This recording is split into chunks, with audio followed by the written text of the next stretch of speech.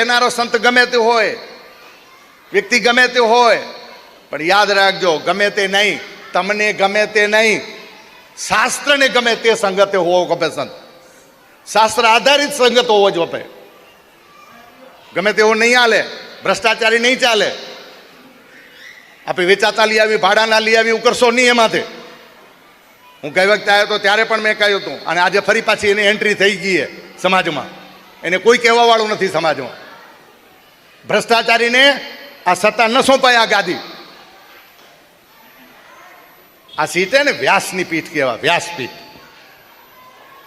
વ્યાસપીઠ ઉપર વ્યક્તિ કેવી હોવી જોઈએ? શાસ્ત્રએ કહ્યું એને સુસંગત અધિકાર તો હોવો ખપે, એની યોગ્યતા હોવી ખપે. અને આપણે એને બેસાડતા થઈ ગયા અહીં પાછા. કારણ કે આપણને સમાજ પ્રત્યે, આપણને આપણા આવનારી ભવિષ્ય પેઢી પ્રત્યે આપણે સજાગ નથી. એટલે શાંતિદાસજી બાપુ ક્યારેક આંખું બોલ નાખતા હોય ને તો અહીંયા આપણે ઓખું લાગે. પણ એક ધન્યવાદ દઈ દઈએ અને શુભેચ્છા દઈ દઈએ.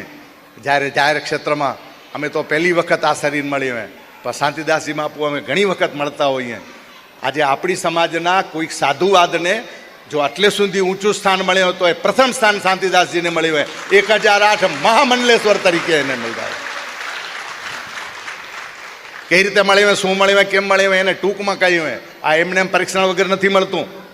મહામંડલેશ્વર આટલા બધાની સાથે ત્યાં બેસું, શાંતિદાસજી જેવા માણસ પણ ત્યાં ચૂપ થઈ જાય, અવાક થઈ જાય, બોલી ન શકે એવી સ્થિતિ ઊભી થઈ જતી હોય.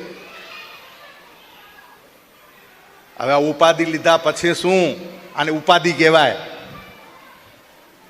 સુરેશ બાપુ, આને ઉપાધિ કહેવાય કે શું કહેવાય? આને આ ઉપાધિ કહેવાય. હવે આ ઉપાધિ જ્યાં સુધી એ હોરે નહીં, સમાજમાં એનું ઋણ ઉતારે નહીં, ત્યાં સુધી ઉપાધિ એને ભારે લાગશે. હવે ઉતારવી પડશે. ચાહે તમે ગમે એટલી સરસ બનાવી હોય, પણ ટાણા ઉપર ગરમા ગરમ જો તમે પીરસો નહીં તો એનું કિંમત કરી. હવે પીરસવી પડશે.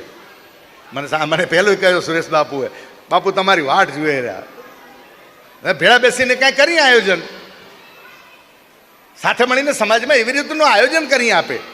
સમાજ નથી કરવા દેવાની, માવજીભાઈ નથી કરવા દેવાના, પણ માવજીભાઈને દુખેરું અંદર કે સમાજ સુધી આ વિચારો પહોંચવા જોઈએ. આપણો વ્યક્તિ ઊભો થવો જોઈએ. આપણી સમાજમાંથી બાળક હોય, દીકરી હોય કે દીકરો હોય, ઊભો થવો હવે.